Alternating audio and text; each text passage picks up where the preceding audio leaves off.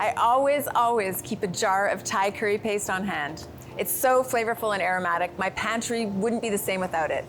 But how do you use it to bring out its full flavor? Well, today I'm gonna show you how. We're preparing aromatic Thai green curry sauce with shrimp and jasmine rice. I'm Chef Heidi Fink, and that's what we're cooking on the coast.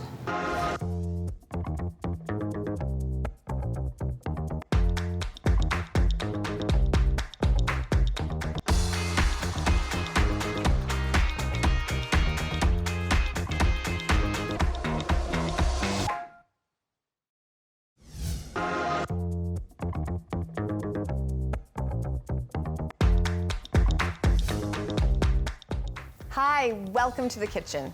It is no secret that I love Thai food. It has rich, complex flavors, but this freshness that just dances in your mouth.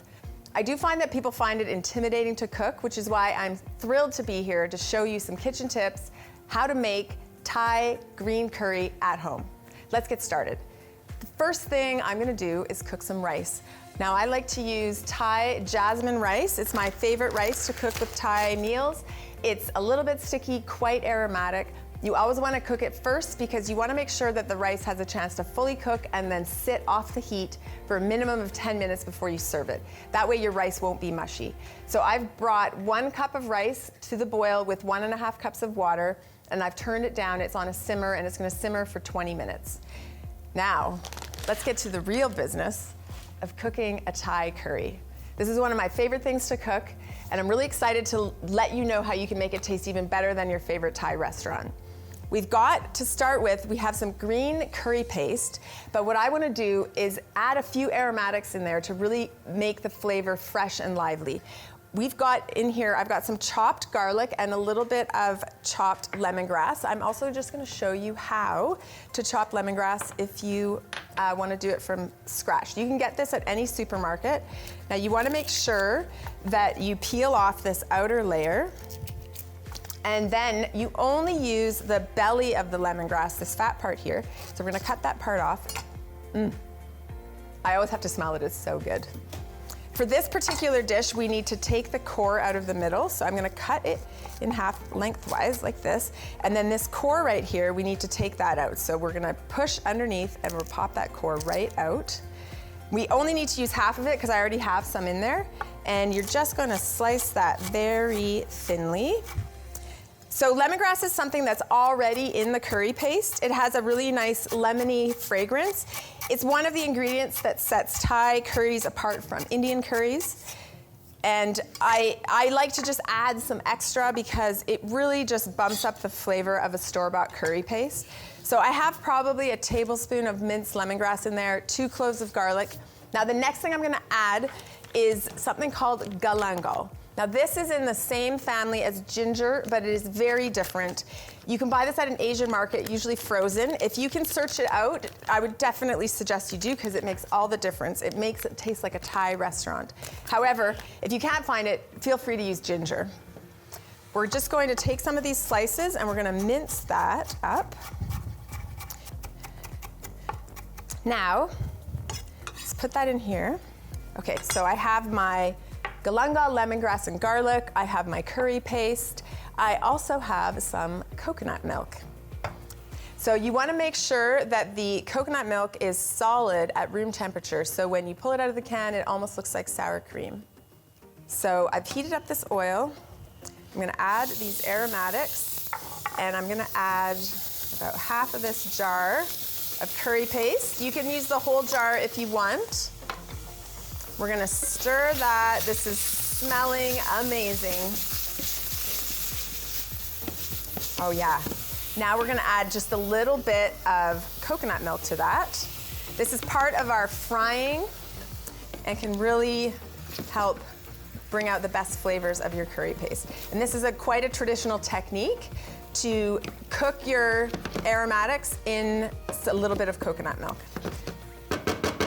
The other thing I sometimes like to add is a little bit of water so it doesn't burn. So you don't want to stir it too much during this phase. You just want to slowly watch it separate. If you stir too much during this phase, then it will re-emulsify the oil. You don't want that. So once it starts to separate like this, you can see the little pockets of oil coming around these little bubble holes. That's a sign that the oil is starting to separate. Sometimes at that point, I mix it up again and let it separate a second time. The second time, it takes no time at all because it has already started to separate. You are going to love this. We are almost ready. While that's doing its final bit of separation, I want to talk a little bit about these lime leaves. So lime leaves are something that you can also buy at most supermarkets. You're just gonna roughly chop it like that, and we're gonna throw that in after we add the coconut milk. So it's separated a second time. You can really see the oil coming out of it. I'm gonna add a little bit more water to that just to cool it down now, and I'm gonna add the coconut milk. I'm not gonna add the entire can. Oh, actually, I almost did by accident. I just need to add the rich, creamy milk from the top, and you wanna leave the watery milk left over in the bottom of the can. You don't wanna use that at all. I'm gonna turn this down to really low, and I'm gonna add the final secret ingredient, other than lime leaves. We'll throw some lime leaves in there. And that is fish sauce.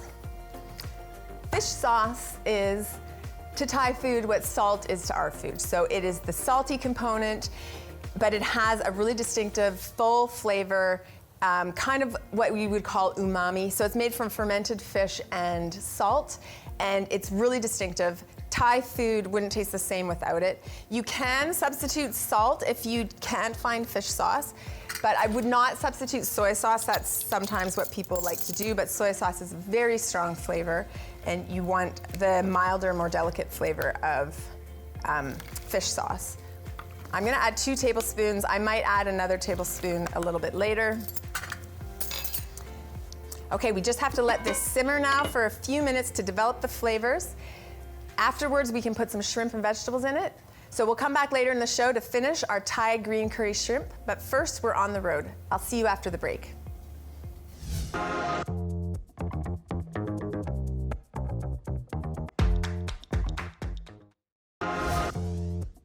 Cookin' on the Road is brought to you by Country Grocer, your local store where you'll feel like family.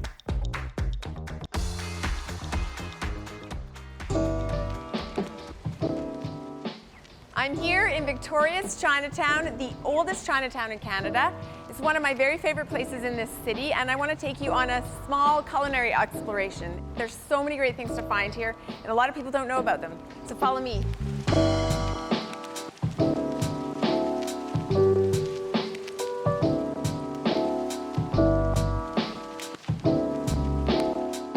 This is Fizgard Market, which is the biggest grocery store in Chinatown and one of my favorite places to shop. You can get all kinds of great produce here and great ingredients. One of the things you can get here are the delicious greens. And one thing I really like is that you can get more specialty items like baby gailan, so this is softer, more tender. And you can also get greens that you might never have seen before, like this tong choy. I really want to show you inside though, because there's some amazing stuff in there.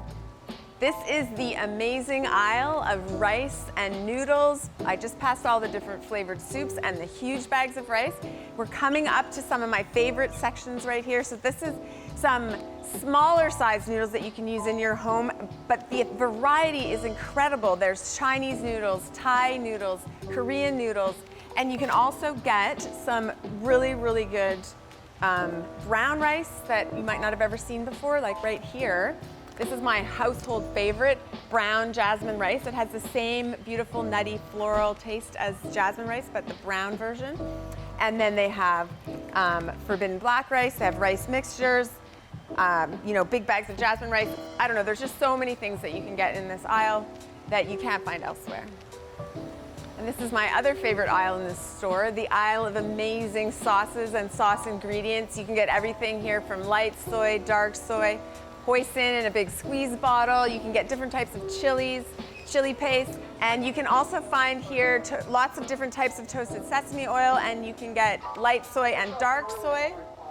Sometimes, recipes call for dark soy, so this is a really good place to come get it. I want to take you to a restaurant, one of my favorites in Chinatown. They have some amazing treats and meals that I know you're going to love.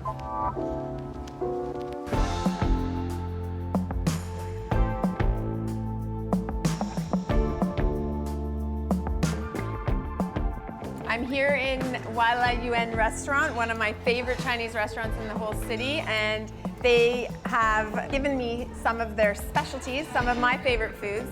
We have a wonton noodle soup, we have a beef chow fun, and my absolute favorite, Szechuan green beans. But the star of the show for me are these absolutely fantastic Hong Kong style baked goods. So we've got sesame balls, honey buns, char siu bao, which is the barbecue pork bun, and then egg tarts, which are so delicious. Best ones I've had in the city. And I'm so excited to tuck in.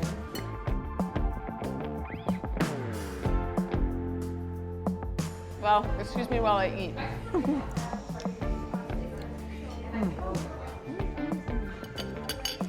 So good.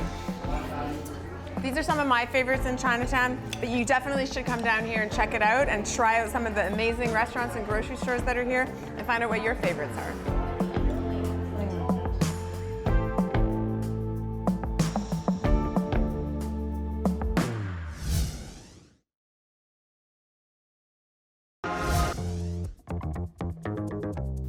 We're glad to have you back in the kitchen. We are making Thai green curry shrimp, one of my absolute favorite recipes. There's only a few more steps to go, so let's get to it. I've got the curry sauce here that's been simmering for a few minutes. I'm gonna transfer it to a bigger pot so that we have more room to put all of our delicious ingredients in there. And I'm just gonna get a spatula so I can make sure to get every last delicious bit out of there. You don't wanna lose any of that. And then I will put this in the sink and that back on the stove. For vegetables, I have chosen some baby bok choy and some red bell pepper. I just want to cut a little bit more bell pepper. We're gonna do this. We're just gonna cut around the core like that. I'll probably just do half of a bell pepper because I have a pretty big one in here. And then for the pointy wedges that I like to do, I like to just cut it sort of on an angle, and then straight down, and you end up with a bunch of little triangles. That's just how I like to cut bell peppers, especially for Thai food. I don't know why, it just feels kind of cool. We're gonna put the bell pepper and the baby bok choy in. Now you might be surprised that I'm putting the vegetables in ahead of the shrimp, but that is because shrimp takes no time to cook, only a few minutes. So you actually wanna give the vegetables a little bit of a head start. So I'm just gonna stir those up, and then I'm gonna add my delicious West Coast shrimp. So I've stirred that all up. Now I'm going to add my shrimp to that right now. So there's about 2 pounds of shrimp here. I'm gonna put this in the sink as well and just rinse my hands just to make sure I didn't get any shrimp that's on my hands. We're gonna stir that as well. Now right now it looks like I need a little bit more sauce in there, so it's a good thing I saved that last little bit of my coconut milk, so I'm gonna throw that in there. It depends a bit on the protein. Some proteins give off a lot of juice, so you wouldn't need to add that extra little bit. Prawns will give off some juice, but not a ton. And don't forget, these vegetables are gonna shrink, so even though right now it looks not saucy enough, it definitely will be saucy enough. I'm gonna put a lid on so that has a chance to cook. And I'm just gonna check on our rice. Let's see how it's looking. Oh, it looks really good. It's cooked. I don't wanna, all the water's been absorbed, so we're just gonna let that sit. You wanna make sure not to stir the rice too much right when it's first cooked. You wanna just leave it sit there. Now we have a couple of garnishes that we're gonna be putting on our beautiful shrimp bowls. One of them is Thai basil. Thai basil is different than the normal basil that we're used to using, which is the sweet Genovese basil. This is stronger, kind of pepperier, a bit more licoricey tasting. You can just tell which one is Thai basil by the distinctive purple stem, and it has a little more sword shape of leaf, and sometimes it has this beautiful purple flower. So I'm actually gonna save this beautiful purple flower for a garnish to put on top of our bowls, because why not? Oh, that one doesn't come with some leaves. We'll keep a couple of stems there for garnish. And then I'm just gonna cut some of this up.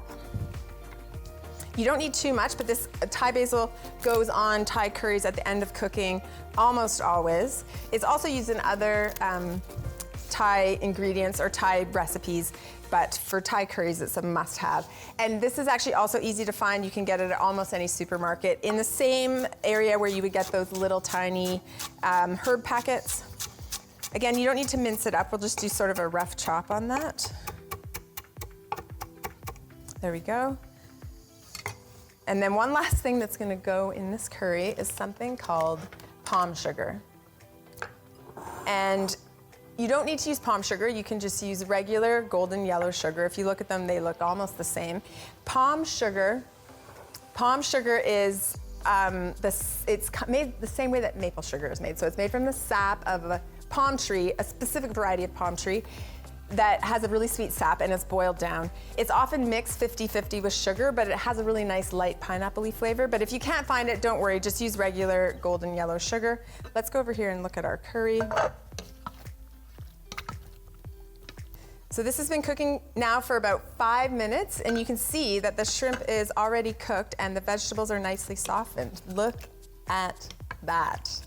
Oh, it smells so good. All right. The final touch, we're gonna add a little bit of this palm sugar. So there's a couple different ways of dealing with it. You can slice it, or you can bash it with a mallet. There you go. We're gonna put about half a disc in there. That's equivalent to about 2 tablespoons. So an important thing to know about green curry, in Thailand, this is the sweetest curry. In fact, the Thai name for this is green sauce sweet. You can adjust the amount of sugar to your preference, but I always like to add it to the Thai taste. It just really brings up some flavor. We're gonna squirt a little tiny bit of lime juice in there as well, and then I'm gonna add the Thai basil and we're ready to serve it. A little bit of lime juice, and then let's throw this delicious aromatic Thai basil in there. Oh.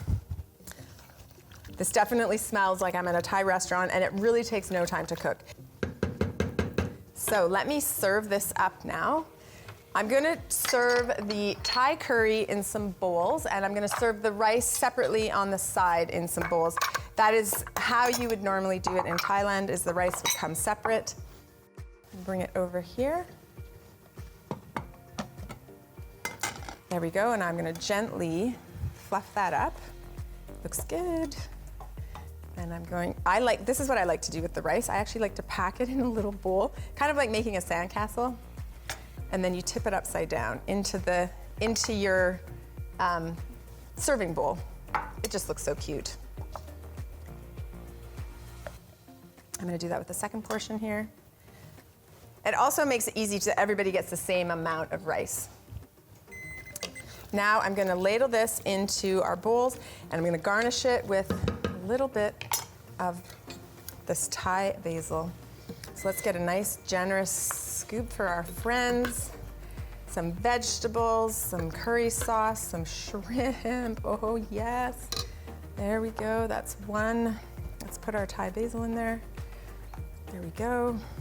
Let's get another one. This smells so good, you guys. I hope you make this at home. It's dead easy and so impressive.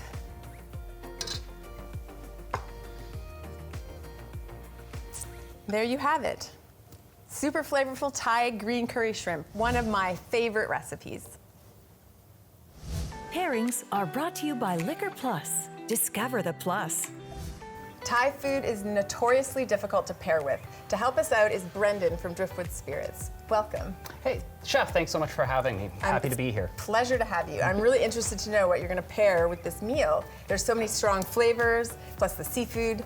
Absolutely, and maybe you're like me, but when I think seafood, I think of citrus. Yes. And so for this meal, I think we should go with our Contact citrus gin and a little bit of soda. I think gin and soda? Absolutely. I think that effervescence will help break through anything that's a little bit heavy, and the citrus will really make that seafood pop. Yeah, it sounds amazing. I can't wait to try it. Perfect, absolutely. This is looking really good already. Add a little bit of gin. We've got our ice all ready. Okay. Perfect. And then, like I said, it's a very flavorful gin, and literally all we need to do is add a little bit of soda. A little splash. And that soda will help lighten it up a little bit and Okay. definitely cut through all of those heavier aspects. Thank you yourself. so much. Not a problem. Cheers. Cheers to you.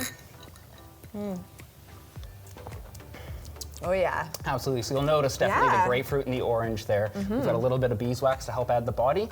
Oh, beeswax. A little bit of beeswax, yes. It adds texture. Texture and body and helps give you that perception of sweetness, which helps round out the full gin. Okay, let's try this with some curry. Perfect, A little bit absolutely. of shrimp, a little bit of curry sauce.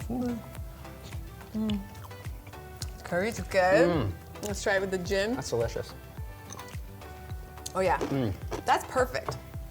I really like how the citrus and the lightness of the bubbles really pairs well. The kind of the bubbliness, I think, cuts through the coconut, wouldn't you agree? Yeah, absolutely. And I think the gin stands up, doesn't get bullied or anything by the meal, and helps really just complement everything and ties it all together. I quite like well. that, it doesn't get bullied by the meal. That's true, Thai food can be a bit of a wine bully.